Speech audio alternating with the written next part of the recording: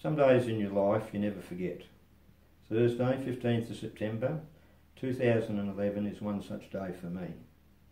It was the day our youngest son Adrian died in a motor vehicle accident. It was also our 27th wedding anniversary. This is my account of that time. On Tuesday, Michael, Adrian and myself had dismantled a blown up tractor engine. Michael works on the farm and Adrian worked for a local farm machinery dealer.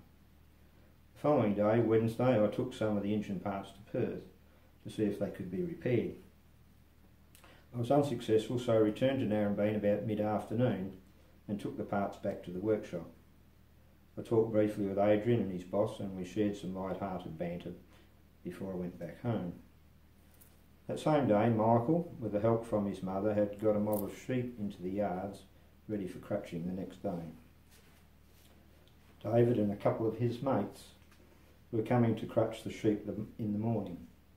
That evening, Rosemary went out to a Bible study and I went to bed. On my mind were two things. Firstly, that I had to go out to the farm to help with the shearing, and secondly, tomorrow was our wedding anniversary.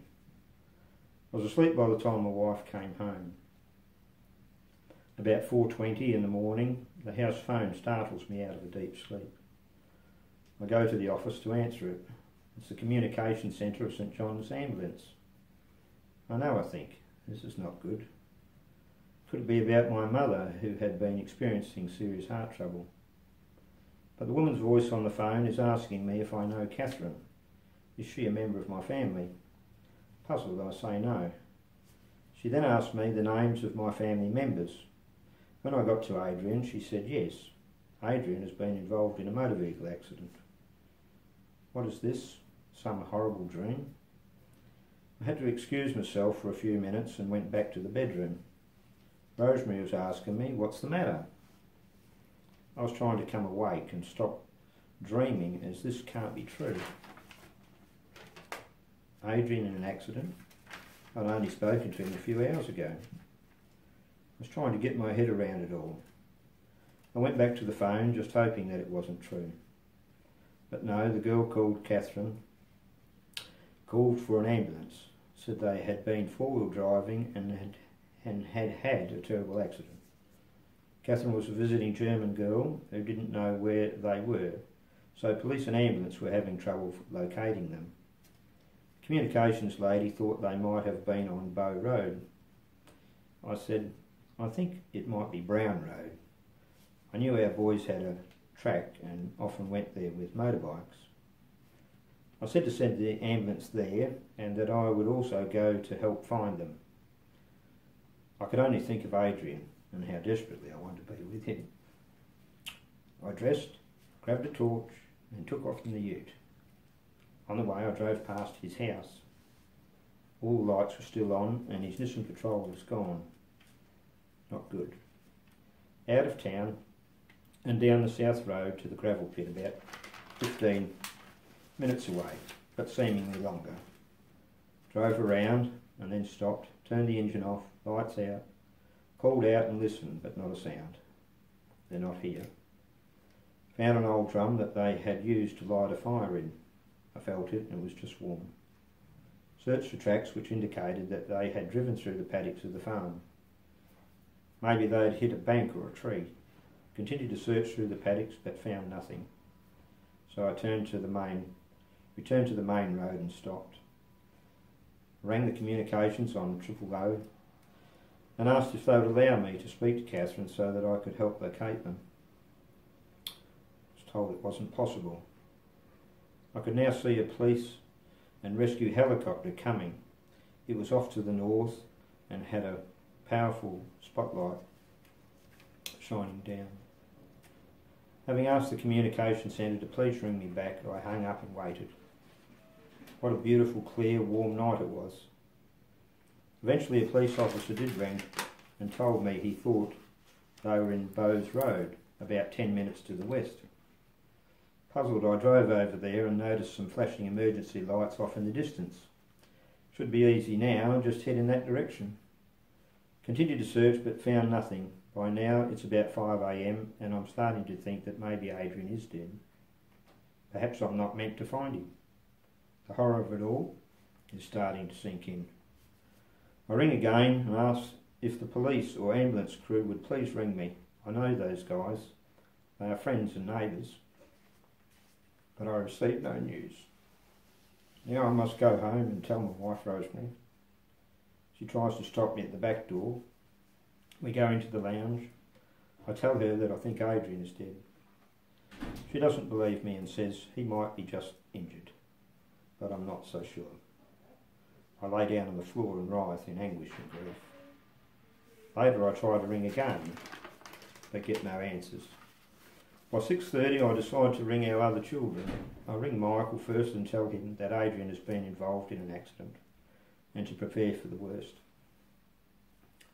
I asked him to tell David, who is now due to turn up for work, for both of them to come to our house in town. We won't be crutching the sheep today. I ring Chantal and tell her the same. Come in with Clint and the kids. It will take them over an hour just to drive in. We sit and wait. Then we hear a helicopter going over our house, heading towards Meriden. We rush outside and look up, wondering if Adrian is in it.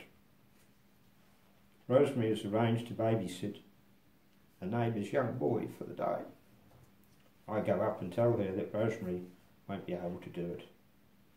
She asks a lot of questions that I don't know the answers to. All I know is that Adrian has been involved in the road accident. Sometime later I see a police car coming down the road. I know it's coming to our house and the news is not good. They pull up, and while the police officer is still getting out of the car, I say to him, Adrian is gone, hasn't he? He nods. It's not easy for him either. They come into the house and we talk for a short while. They give me his 2 mobile phones and I grab them eagerly.